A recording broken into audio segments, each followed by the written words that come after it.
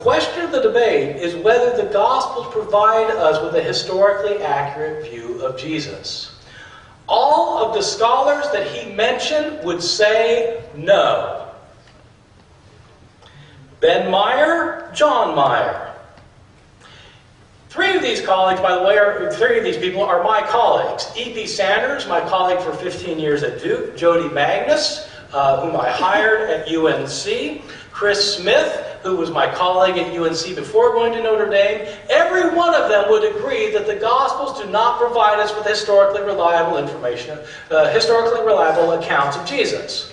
Well, then how can Craig be right that we can know something about Jesus? It's because the Gospels, even though they are widely inaccurate, on point after point after point, nonetheless do contain some kernels of historical information.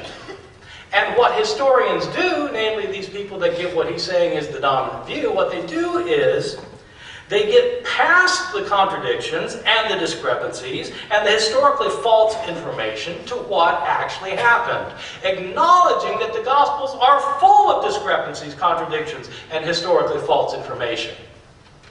That's what scholars do who quest for the historical Jesus, which means that the Gospels themselves are not historically accurate presentations of who Jesus was and what he said and did. They might contain historical information, but the presentations are not historically accurate. Virtually every scholar on the planet agrees with that, except for fundamentalists and very conservative evangelical Christians who have the point of view that Craig is rightly attacking of some kind of inerrancy view of the Bible. My point is, these discrepancies show that the Gospels are not historically accurate. Does that mean they don't say something on occasion that might be historically right? Yes, they say something on occasion that's historically right. The Jesus Seminar, which you may have heard of before, it doesn't matter if you have or not, spent years and years debating the sayings of Jesus. Which ones actually go back to Jesus? They ended up saying that 22% of the sayings in the Gospels go back to Jesus. In other words, they would accept the dominant view that Craig has laid out for us, that we can know something about the historical Jesus.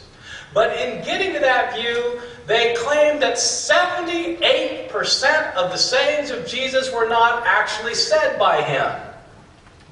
I'm not championing the Jesus Seminar because I disagree with a lot of things they do, fundamentally, I disagree. I'm just trying to make a point. You can say there are historical nuggets here or there and recognize that these are not historically reliable portraits. Just a couple of other things. Craig wants to insist that our Gospels are better than the 2nd century Gospels historically.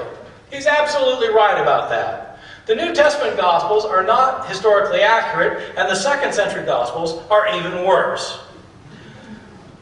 Craig wants to say that the discrepancies do exist in the Gospels. He agrees with me on that, and I am so glad he agrees with me on that.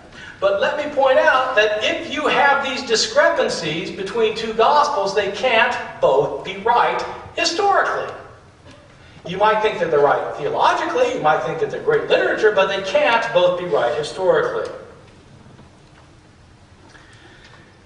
The question then, as Craig has paraphrased it, is, do the Gospels provide us a historically reliable portrait of Jesus? And he answers yes. I want him to tell me which one does.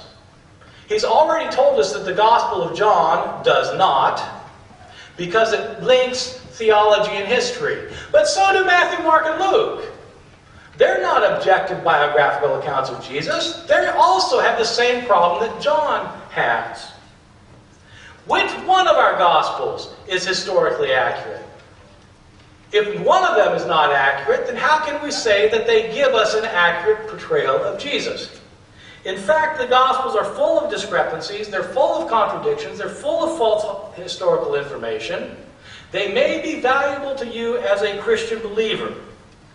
But, as Craig pointed out, historians have to pick and choose. The reason they have to pick and choose is because there's so much historically false information in the Gospels.